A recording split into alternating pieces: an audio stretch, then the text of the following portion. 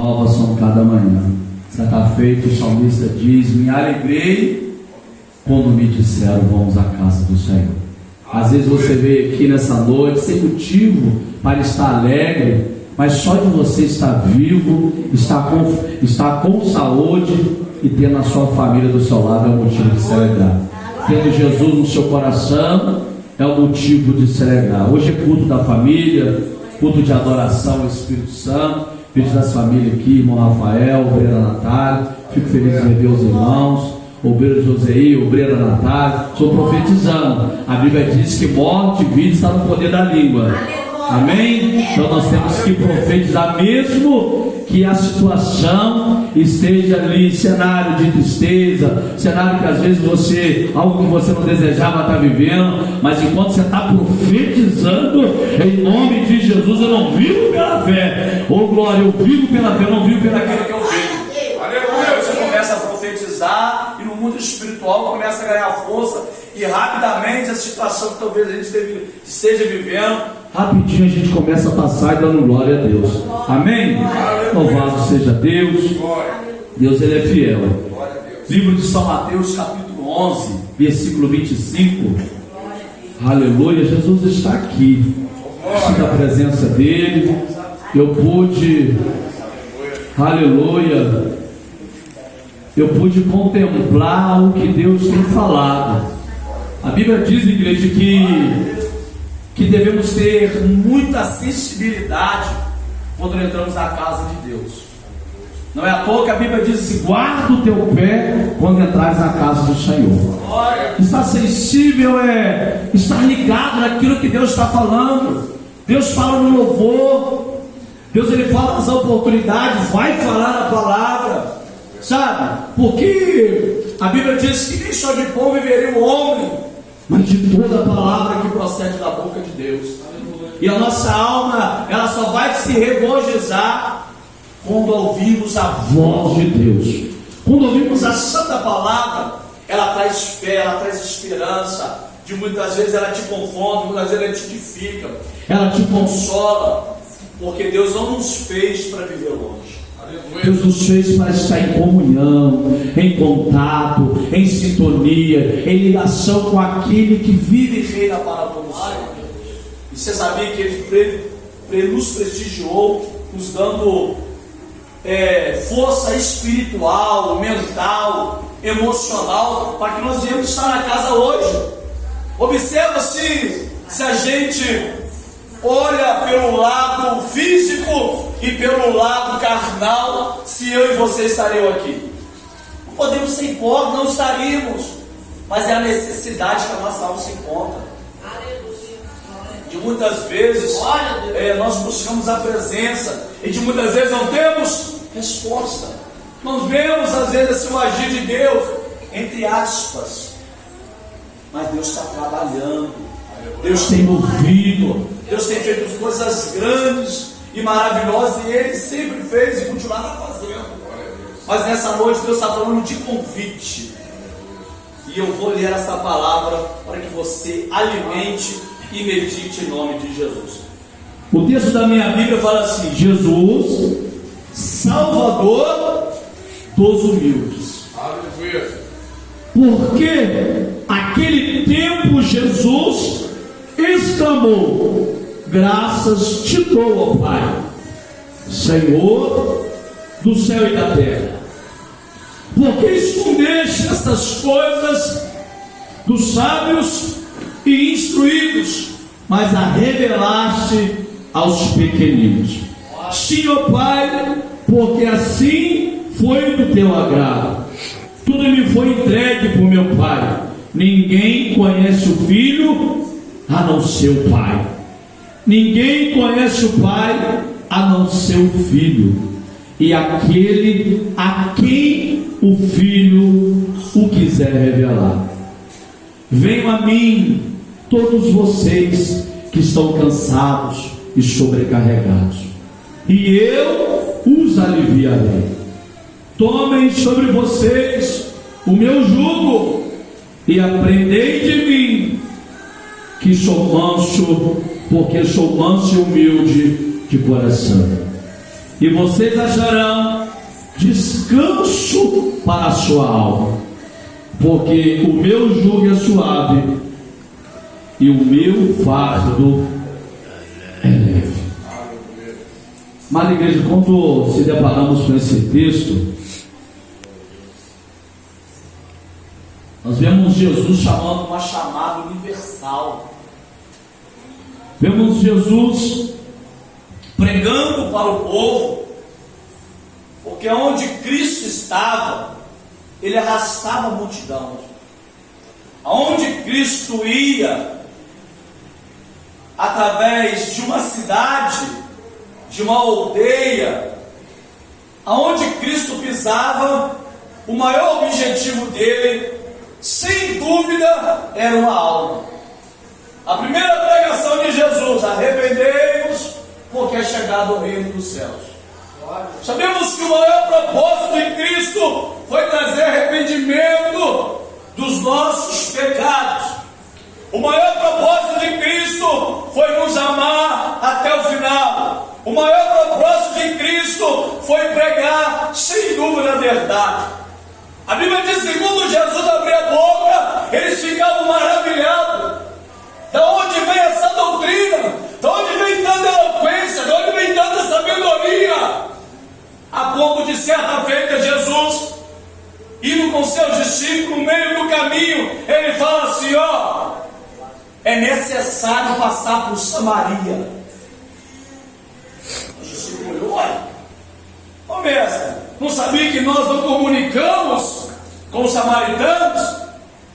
Aí Jesus vai agradar e vai falar: você não se comunica, mas agora quem está aqui sou eu, e vou mostrar para vocês que não só estou mandando vocês fazer, mas também estou indo fazer.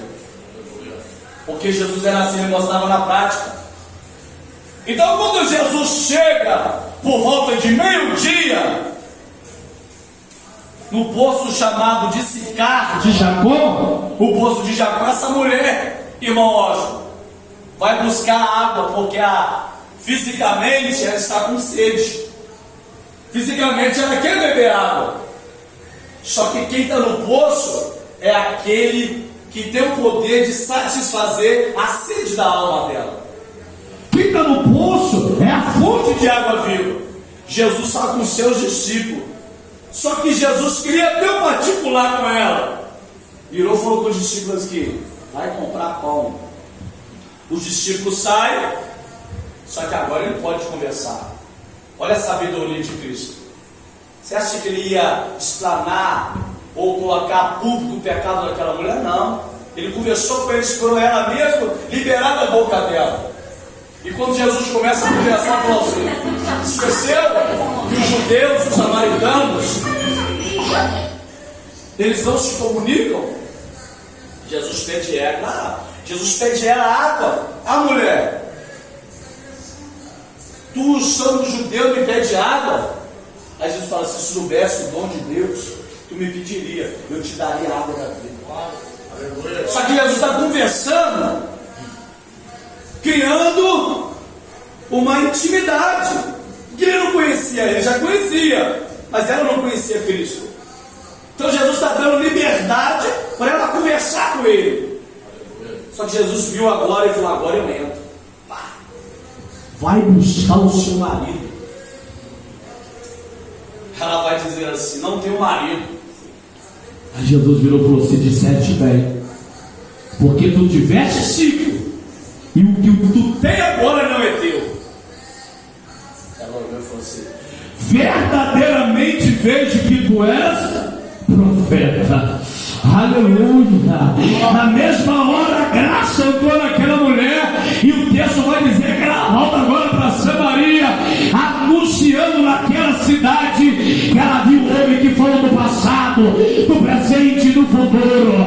Você está aqui nessa noite, ao Deus que conhece o seu passado, conhece o teu presente e já está projetando o teu futuro. Quem crê nessa noite? Deus já está projetando aquilo que o seu coração almeja, sonha e projeta.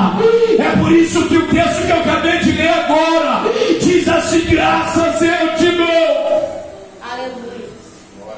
Ô grande Joseí, porque eu ocultei aquilo aos sábios, mas agora eu estou revelando a você. Jesus olha para mim, para você, e quer que você também se acha pequeno diante dele. Quem está pegando essa palavra?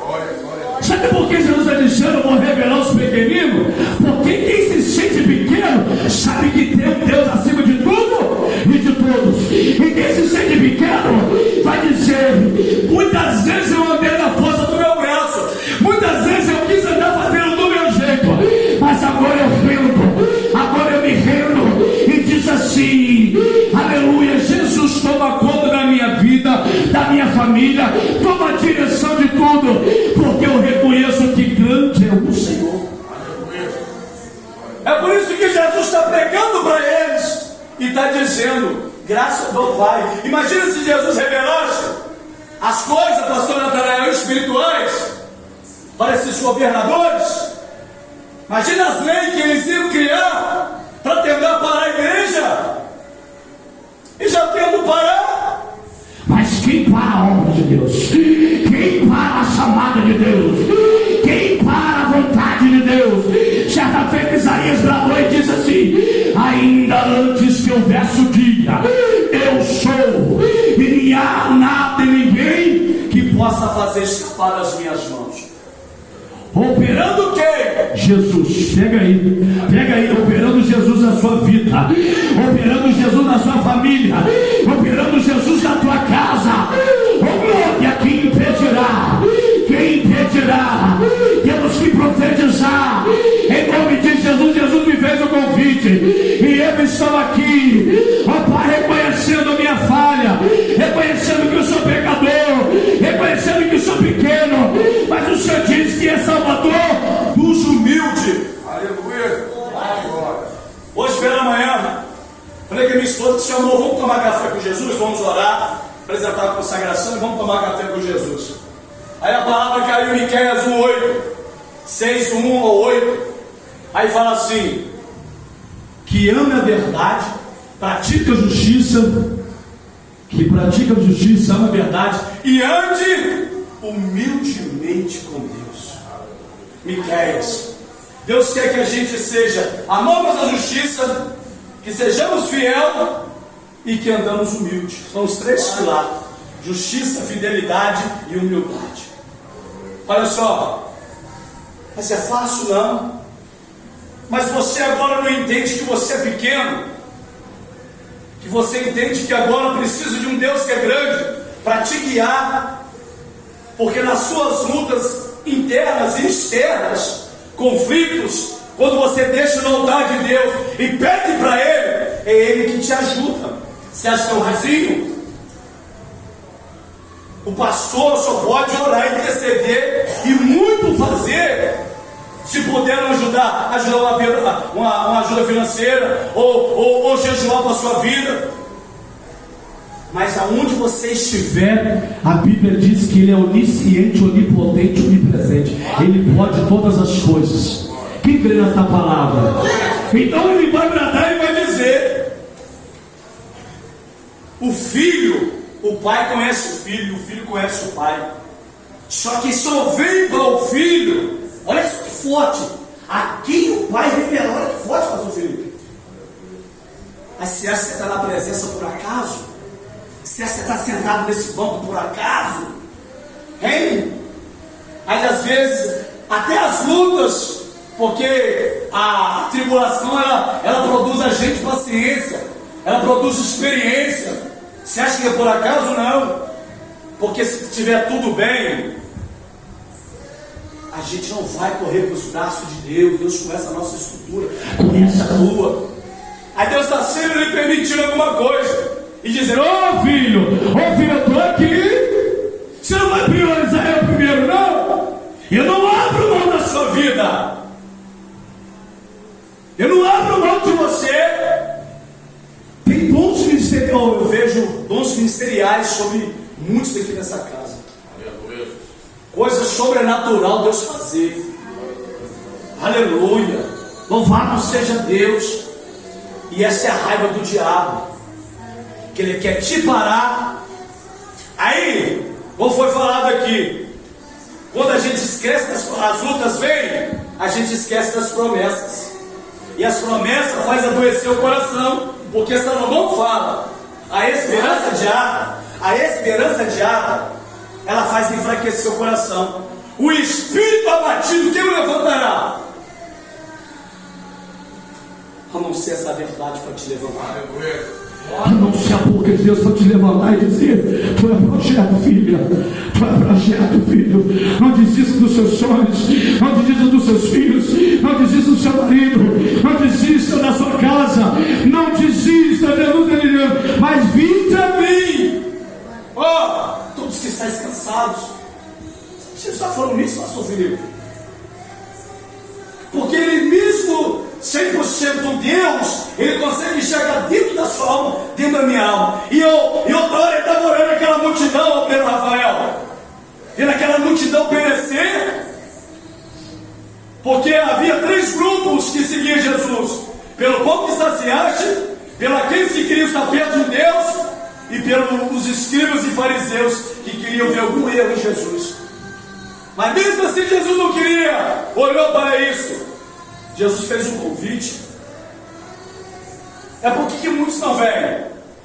Porque Ele mesmo disse: muitos serão chamados, mas poucos serão os escolhidos. Porque o Evangelho nos confronta, Ele nos requer renúncia, Ele nos requer obediência, Ele nos requer perdão. Esse é o Evangelho de Cristo. Mas por que Deus te chamou? Porque Ele confia em você. Ele viu dentro de você algo que você mesmo não consegue enxergar. Já viu o garimpeiro? O garimpeiro, ele vai garimpar. No meio daquela pedra vai sair um diamante. Mas o diamante ele precisa ser lapidado. Você está entendendo? Quem está entendendo a palavra? Quem está entendendo? Todo diamante precisa ser lapidado. Mas Jesus não olhou para isso, ele não continuou olhando. Ainda que o coração esteja talvez endurecido, ainda que algo em você precise de cura e libertação, Jesus está dizendo: eu investi em você, continue investindo, porque a última palavra não é do homem, a última palavra ainda é de Deus. E quem te viu talvez passando por certa situação, em nome de Jesus eu quero profetizar, em nome de Jesus, que Deus venha te dar tudo para honra. Aleluia, louvado seja Deus, que o seu coração venha estar dilatado, aberto para o Salvador entrar, fazer morada e mudar a tua história. E eu agradeço essa rica oportunidade